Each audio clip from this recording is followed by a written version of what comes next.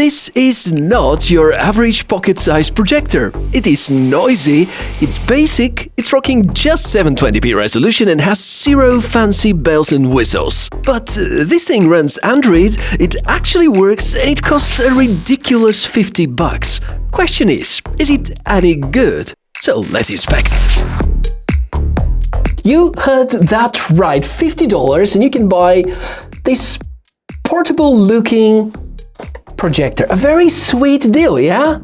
But you know what people say, that there's no such thing as a free lunch or a free candy. And yet, this thing offers 720p resolution, which they call HD, comes with inbuilt Android, has a few connectivity ports here on the backside, and overall, at a glance, sounds fantastic. Until you start digging deeper, there are some alarming things I stumbled across, which you also might want to see. Let's start with the most important part, the image. I'll be gentle here. This is a true entry-level projector. On the bright side, pun intended, it benefits from newer projector tech, so it's not completely hopeless. But let's set the expectations, it's nowhere near the quality of an Anker Nebula capsule or XGIMI Mogo 4 or even some budget Wanbo models. The S100 is dim, soft, struggles with the details. In total darkness at a reasonable distance, it's okay. Push it too far back and the image turns into pixelated mess. So who is this for? I would say kids, casual viewers, or anyone not obsessed with sharpness. Think cartoons, YouTube clips, and a quick movie night, not a cinematic experience though. Luckily, there are some image adjustment options, which is a part that actually surprised me. No autofocus, just an old-school manual focus ring on top. And I actually prefer that because cheap autofocus systems are usually a disaster. The focus ring here is responsive and it's easy to dial in a decent picture. There even is keystone correction. Auto mode? Forget it, it's never worked for me, but manual mode does the job. Just keep in mind, if you set it on the floor, you're gonna get the bottom sharp and the top blurry thanks to the optics, so ideally you should mount it on a stand.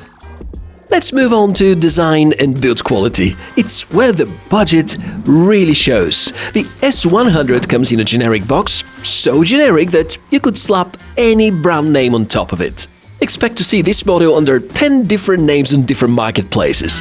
The body is cheap plastic, but honestly, what am I expecting for $50? There's at least a basic stand, the lens shrink in the front, and a remote, without batteries, of course. Ports include HDMI, USB, a 3.5mm audio jack, and Bluetooth support, so while the build screams budget toy, the features actually cover most of what expensive projectors also have, at least on paper. To the numbers for the technical specs, the S100 claims 120 ANSI lumen brightness, 720p native resolution, up to 120-inch projection, quad-core CPU, 1GB of RAM, Wi-Fi 6, Bluetooth, Android 12 and an inbuilt speaker. I need to clarify this. When I bought this projector, it was advertised as Ultra HD projector, and see, this is the trick. You know, they tell you it's not supporting 4K UHD by making you think about it. And when I started to dig in about the hardware, inside the user interface it says 2GB of RAM, whereas if you try with some proper app, it's going to report just 1GB of available RAM, which is the reality. And now we should have a very serious conversation about the software. This is where it gets sketchy. At a first glance, the launcher looks decent, designed for media consumption, but unlike proper Google TV projectors, this is just raw Android slapped on, not optimized for remote navigation or some sort of. Netflix? It's the mobile app version, but it runs. YouTube? Another modified build, mostly stable, there's even Play Store. Sounds good, right? Out of the box, you get the mentioned Netflix, YouTube, there's a media player, some casting apps, you can install more via the Play Store. Gaming? Forget it. The weak CPU and 1GB of RAM choke instantly. The only way to game is by plugging in an external source like a mini PC or a console. which is possible thanks to the good connectivity options. It's probably the projector's strongest marketing point. Wi-Fi 6, Bluetooth, USB, HDMI, yes, all there, but don't expect miracles. The weak system on a chip and the slow storage limit the real performance. Casting works, though not with Chromecast, you're gonna need third-party apps. Still, for $50, connectivity options are surprisingly complete. Now, it's time to cover a few really quick tests. The power consumption, I think it's reasonable for the size. As for the fan noise, let's call it a built-in white noise machine.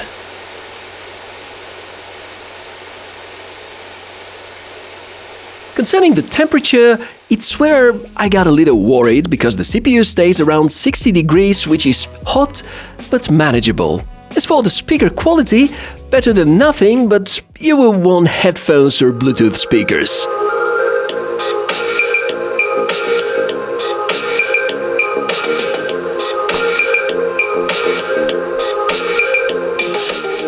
In the end, we have to make a summary.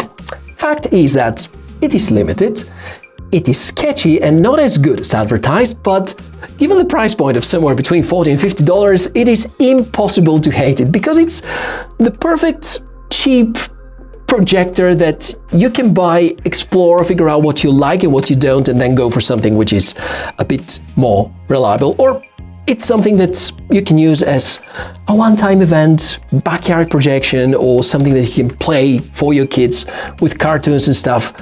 Yeah, not too bad after all.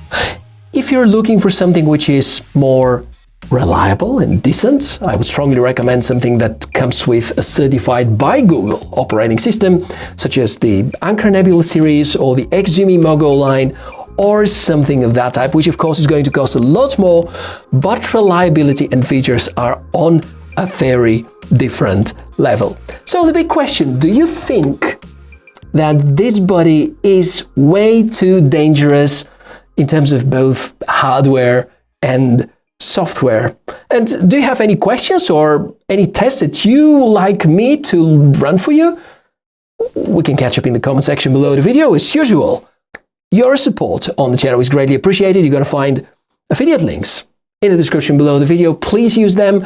If you enjoyed this far and you find it useful, give me a like and subscribe to the channel for more cool tech inspections. And I, Michael the TechMishka, wish you a fantastic day and hope to see you soon in a few days' time. Bye.